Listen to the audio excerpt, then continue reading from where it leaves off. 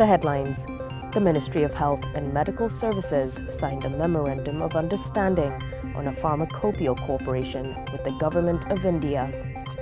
The Solomon Islands Knowledge, Action, Sustainability for Resilient Villages (SOLCAS) project was officially launched in Honiara.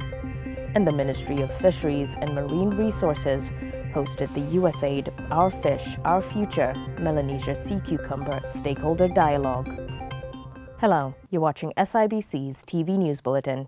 I'm Andrea Maahanwa. Solomon Islands can now procure medicines from India following the signing of a Memorandum of Understanding for a pharmacopoeia cooperation with the Government of India. Eliza Kukutu reports.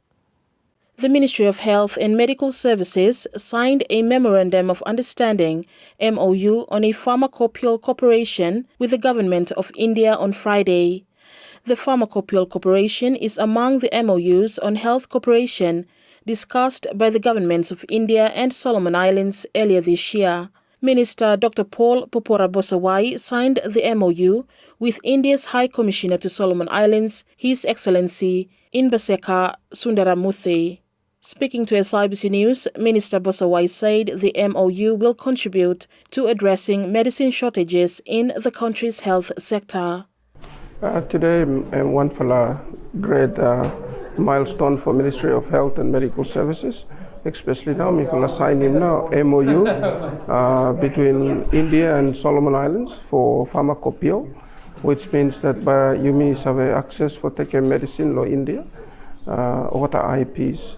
One of the benefits of this MOU, one is the cost reduction in terms of procuring and taking medicine law country, whereby I'm really help him now, which is one of the national issue, medicine shortage below you me.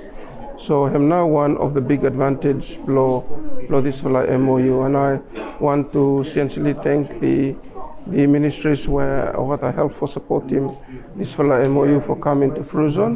One is the Ministry of Foreign Affairs. We together with the Ministry below Health and everyone behind this signing, me as a minister responsible for Ministry of Health, me like for essentially acknowledging everyone.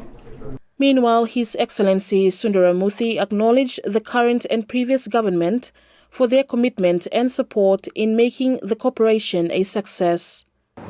Under Indian pharmacopoeia, we can produce medicine at a far more lesser cost because India is, shall I say, effectively able to distill the technology to produce quality but low-cost generic medicines, because India is called the pharmacy of the world. If you can Google search it, there's people who say, we are not called this ourselves, others are calling us. So, and that is why we thought this MOU, which will help to provide cost-effective medicines, will be able to bring the prices crashing down in Solomon Islands.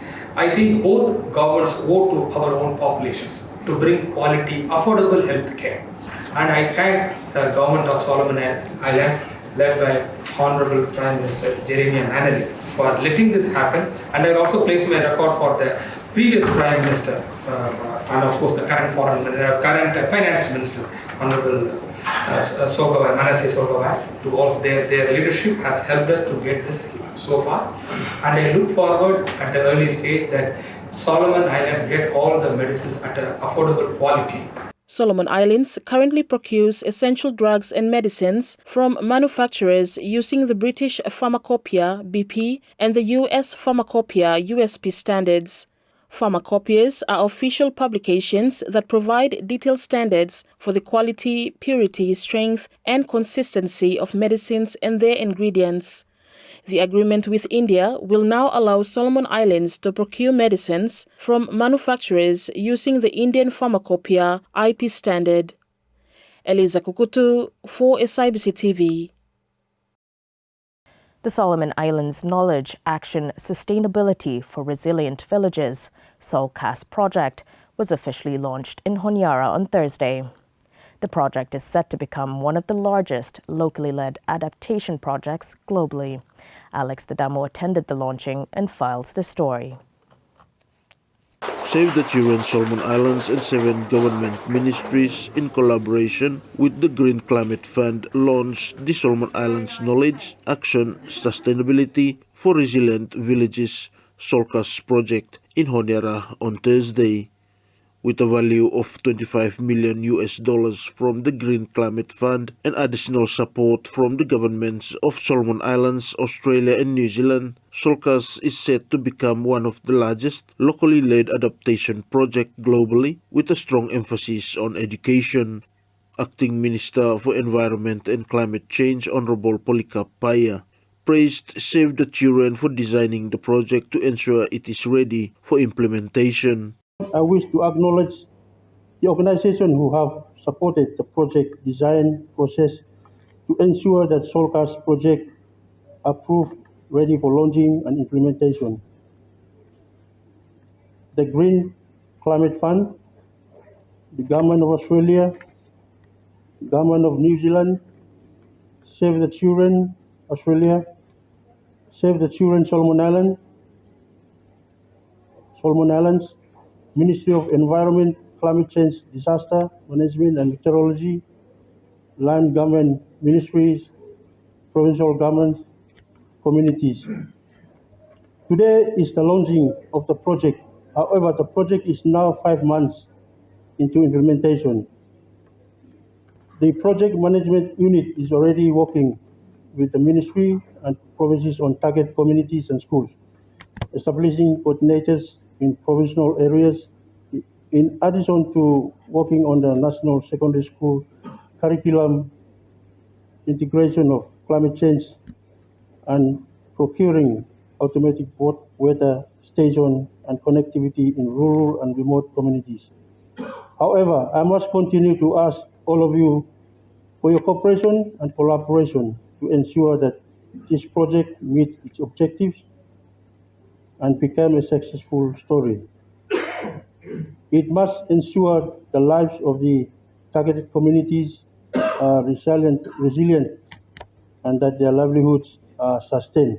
Country Director of Save the Children Solomon Islands, Lisa Kuat, explains that the project is built around 3 main pillars: knowledge, action, and sustainability. The 3 main pillars of the project is to increase people's knowledge of the climate change and the impacts of climate change and how they can adapt well to what is coming. And with the project is focusing on very much on children and young people and community members, because we know that children and young people are the future. That children will be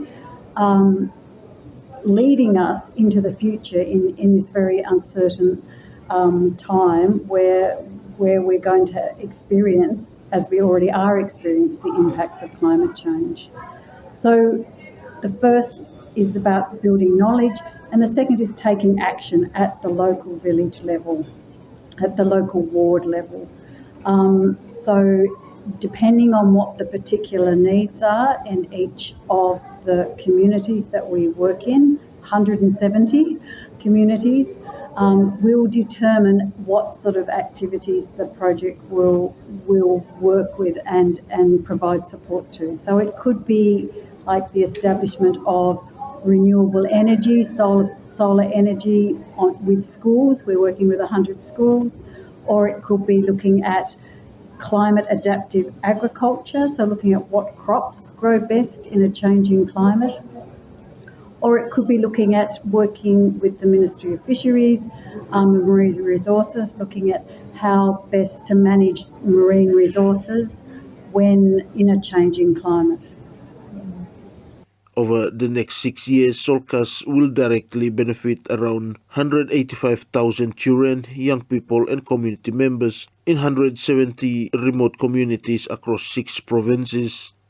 Alex Dadamu for SIBC TV. The Ministry of Fisheries and Marine Resources hosted the USAID Our Fish, Our Future Melanesia Sea Cucumber Stakeholder Dialogue at the Solomon Islands National University last week. The program encourages constructive dialogue on sea cucumber management and opportunities to strengthen regional policies. Eliza Kukutu has more. the Ministry of Fisheries and Marine Resources held the USAID Our Fish, Our Future Melanesia Sea Cucumber Stakeholder Dialogue at the Solomon Islands National University last week. The program encourages constructive dialogue on sea cucumber management and opportunities to strengthen regional policies. Speaking at the event, Minister for Fisheries, Honorable Nestor Giro, said outcomes from the dialogue will contribute to the review of the Melanesian Spearhead Group MSG Roadmap for Sustainable Fisheries. This dialogue is an excellent opportunity for us to share our successes and challenges, identify opportunities for policy development, and build a robust community practice. By sharing data, information, and the best practices, we can empower each other to manage sea cucumber fisheries at a community level effectively. I am told that a significant goal of this dialogue is to gather insights that will contribute to revising the MSG Roadmap for Sustainable Inshore Fisheries 2015-2024. MSG's Program Manager, Dinah Salili, assured that the MSG will continue to support member countries to address challenges to sustainable sea cucumber management. The current roadmap has 3 objectives. The third objective focusing on Beshteme or sea cucumber. And this dialogue is very timely in the sense that as our depleting fisheries resources and our sea cucumber resources are becoming an issue for the membership, it is very timely that we have this dialogue so that we can progress existing frameworks in the region, both nationally, sub-regionally, and regionally. MSG stands ready to support the work of the membership and is very thankful and grateful for the collaboration that it currently has with SIBC and Our Fish, Our Future, and the support that we have been receiving for the review of this roadmap. Representatives from national and regional stakeholders attended the program. On the final day of the program, USAID Our Fish, Our Future Chief of Party, Robert Jimmy, told local media that stakeholders recommended the establishment of a sub-regional body to help manage and control Bechdima resources in Melanesia. One little particular thing when we come out the meeting and me all members will attend the meeting only film say we need to look at one special body whereby we manage sea cucumber resource. We will need to find out how that mechanism would play out, where that sits. It will be something that would require each of the countries to then go back to consult with their own governments to get the political support, the political buy-in on how best to have such an establishment set up. There's been quite a fair bit of comparison in terms of how tuna, for example, is managed regionally. And participants in the meeting are asking the same question as to whether such an established body could be something that could help the countries to better collectively manage the sea cucumber fishery. So that's something that will be taken as an outcome of the meeting for each of the countries to present to their leaders following these discussions. For SIBC TV, I'm Eliza Kukutu. The Solomon Islands Scouts and Coast Watchers Trust and diplomatic partners commemorated the 13th anniversary of the Pride of Our Nation monument and the 82nd anniversary of the U.S. Marine landing on Guadalcanal during the Second World War. Mary Manilegoa reports. The Solomon Islands Scouts and Coast Watchers Trust and diplomatic partners celebrated the 13th anniversary of the Pride of Our Nation monument in Honiara last week. This celebration also coincided with the commemoration for the 82nd anniversary of the landing of the U.S. Marine on Guadalcanal during World War II. This celebration recognizes the courage, loyalty, and sacrifice of Solomon Islands men and women fighting for the Allied force during the most decisive battle in the Pacific. In his address, Prime Minister Honorable Jeremiah Manele calls for the recognition of the sacrifice made by the U.S. Marines and the Allied forces. It is It's a sad fact that many of our generations today forget the tremendous sacrifices many Marines and allies paid for the future we now enjoy. Let us pause to remember the bravery, the selfless sacrifices, and the legacies handed down to us by those who served and fought in one of the world's deadliest conflicts during the Second World War, the Guadalcanal campaign. On this very land, hundreds of brave and courageous men and women lay down their lives to defend and advance the cause of freedom. Distinguished guests, Solomon Islands experienced some of the most significant battles fought during the Allied campaign in the Pacific region. Prime Minister Manele also honored the U.S. Marine, the Scouts and Coast Watchers who perished during the war. He stated that to honor their bravery and sacrifices, the value of peace and freedom must be understood. To honor these valiant acts of bravery and sacrifices, we must understand and appreciate the value of peace and freedom. Without these, peaceful coexistence would be difficult to achieve. Distinguished guests, lest we forget, this solemn occasion also allows us to pay tribute to the many brave Solomon Islanders that supported the Allied forces during the war. These were ordinary Solomon Islanders, young men, fathers, and brothers who showed extraordinary bravery through their active participation helping the Allied forces. We must continue to uphold, remember, and share the legacy of the battle for Guadalcanal and its importance nationally and internationally. Mary Manelegua, SIBC TV. The Guadalcanal provincial government has reiterated its call to fast-track the gazetting of its ordinances. Its previous government passed 14 ordinances which are yet to be gazetted. Guadalcanal Premier Willie Atu calls for the collaboration of responsible authorities to ensure that the ordinances are gazetted. The next thing we like to talk about now is ordinances. The last government, the 9th Assembly, are passing 14 ordinances. As a province, Wakalomio passing ordinances, passing law. I'm not calling them ordinances.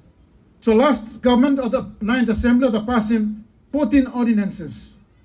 Unfortunately, 14 ordinances have not go through. So people like for Sabe why have not go through. So people plan for work with them current minister, the provincial government, for him sit down with the Mimilo here as well, and the office of the Attorney General as well. For make sure that the 14 ordinances go through. Make him help the Mimilo work of the province. Meaning like this, that some of the things that we will be enforcing will need ordinances, making them become effective. For example, side for collecting revenues. Suppose you got ordinances for collecting revenues and difficulties and challenges. So that is one of the areas that we would like Bangalore work with them. And people urge the Minister of Provincial Government and Institute of Strengthening to work closely with them office blame like this without tenure as well. With its ongoing efforts to achieve its strategic goals, the Ministry of Agriculture and Livestock is now working on substitution efforts to increase the country's production to meet export demands. Eliza Kukutu has more on this story. The Ministry of Agriculture and Livestock is working on its substitution efforts to increase the country's production for exports. Minister Honorable Derek Wasi said they are working with donor partners to facilitate the export of more products to overseas markets. We're also looking at import substitution efforts are underway for grown products like rice, peanut and other crops that we have. The ministry is also collaborating with them donors and stakeholders for overcome some resource and infrastructure challenges that we have. For your information, in our recent trip to China 2 weeks ago, I, as the Minister of Agriculture and Livestock, have signed SPS protocols for export block coffee from Solomon Islands to China. And also there's another one for cocoa that is coming up, and also for ginger, turmeric and chili. He adds the ministry will be working with farmers to increase production to meet export demands. So, everyone, the ministry We'll be looking at supporting farmers for me expanding the production blame me different spices blame me and also the root crops blame me for me survey export direct to China. The government is also doing its best for make sure that we have direct flights to China from Solomon Islands. So everything happened there. You meet people no more. You may go back. If you have nothing to do in town, please go back and till your land. Yeah, for me, get more production, increasing production, so that we can do more export to our countries. For SIBC TV, I'm Eliza Kukutu. The Solomon Islands National University officially opened an acupuncture training class at the Sinu Kukum campus. The training class will see 2 acupuncturists from the Chinese medical team conducting training for students and staff at the Faculty of Nursing, Medicine and Health Services. Alfred Pangepitu reports. The Solomon Islands National University Sinu officially opened an acupuncture training class at the Sinu Kukum campus. 2 acupuncturists from the Chinese medical team in Honiara will be conducting the training for Sinu's students and staff of the Faculty of Nursing, Medicine and Health Services. Speaking at the opening, Dean of the Faculty, Dr. Humphrey Sarrington, says the training will enhance knowledge and skills on alternative treatments. We have acupuncture clinic at the National Referral Hospital, and there a lot of people visit that clinic. And so we want to introduce this to both student and staff and anyone here in Honiara in the Solomons who are interested in this training. And so on behalf of the faculty, we want to thank the Chinese medical team for coming up with this training. Yeah, you may train before, but you may sabe how to do okata things here. Alternative medicine probably is not well established here in the Solomons, but by introducing such training, we will systemize, have that system to include or accommodate alternative medicine in our country. Meanwhile, team leader of the Chinese medical team, Dr. Mumao, acknowledged Sinu's invitation to conduct acupuncture training. I'm very honored to receive invitation to conduct an acupuncture training program at the Faculty of Nursing, Medicine and Health Sciences of Solomon Island National University. After receiving this invitation, our 2 doctors have been preparing for these classes carefully in order to give all of you a more vivid lecture and training. Acupuncture has gained global recognition for its effectiveness in treating several pain conditions. Representative of the Chinese Embassy in Honiara, Xiujin, said the Chinese medical team has successfully treated numerous patients in the country. Since their arrival in March 2022, the acupuncture team has sown the seeds of acupuncture in the Solomon Islands. It has gradually developed and become a highly sought-after treatment in NRH. Acupuncture has brought positive changes and benefit many Solomon Islanders. The team has provided high-quality treatments for acute and chronic pain, post-stroke dysfunction, insomnia, facial palsy, and more. SIBC News met with a senior lecturer of the faculty and training participant Leila Rose after the opening. I'm looking forward to once I get trained and certified, I can be able to use acupuncture as part of my clinical practice, as part of the maybe introduction of the Chinese medicine, and it will help a lot. Acupuncture is a new thing. It's a new thing for us in Solomon Islands, and even with Chinese medicine, it's quite new. But the good thing about acupuncture is we're not using oral medication. Yeah, so the patients who will be involved will not worry about taking oral medication, because it's only going to be for certain time, this acupuncture. Alfred Pangepitu for SIBC TV. Empowering resource owners is paramount to ensure sustainability and resilience in the beshtemere industry.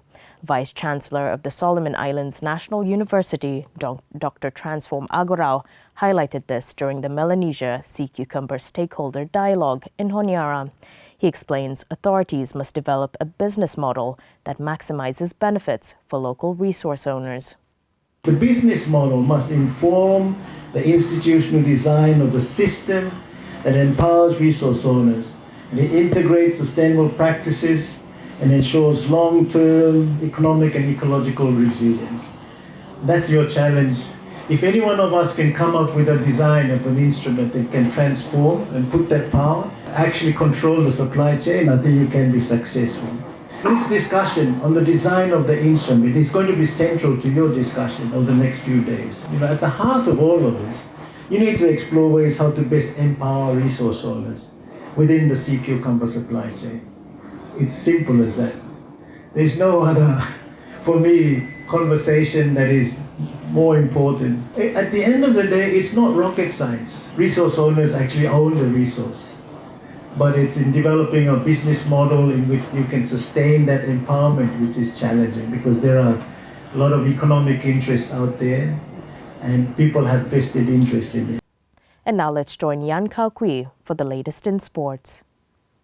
The Solomon Islands Basketball Association kicks off its senior men's and women's basketball league in Honiara today. Association President William Lai told local media a sum of $40,000 and $20,000 worth of prizes is set for the winning teams. Mr. Lai said the aim now is to redevelop basketball to reach new heights domestically and regionally. MIFA want to have this press conference to let everybody know that for MIFA starting league, the senior leagues, women and men. And our federation is here to promote basketball growth as much as we can. Okay, the examen of the school league and finish now. Senior league more. By MIFA start them on Sunday. Basketball, I think like the last time they have some kind of league was probably in before pandemic, but I think it's kind of ad hoc, sometimes start, some off.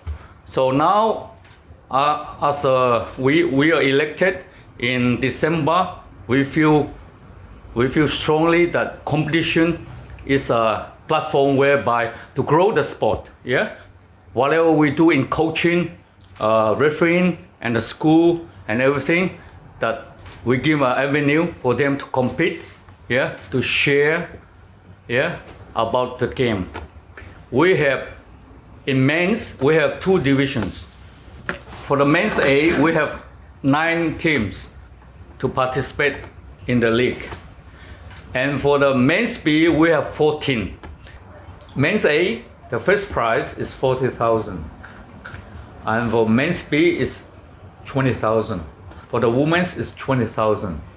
I think apparently I've been, somebody told me that that's the biggest prize on offer for many, many years.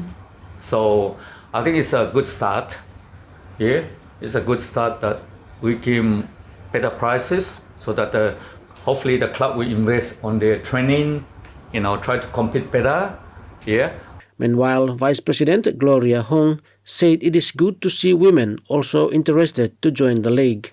For women, as the President said, we have 9 teams participating. Leading up to organizing the league, we weren't too sure about how many teams of women are coming, but it was quite impressive when we received quite a number, like a good number to starting back, not the league, because it's been a while where there has never been any league. A total of 6 games, 4 men's and 2 women's were played today, starting at 11 to kick off the league. SIBC TV understands the league's 2 main sponsors are the Solomon Islands Submarine Cable Company and Solomon Power. Yan Kao Kui for SIBC TV. And that's news. Follow us on sibconline.com.sb and our SIBC News Facebook page for more of our latest stories. Thanks for watching.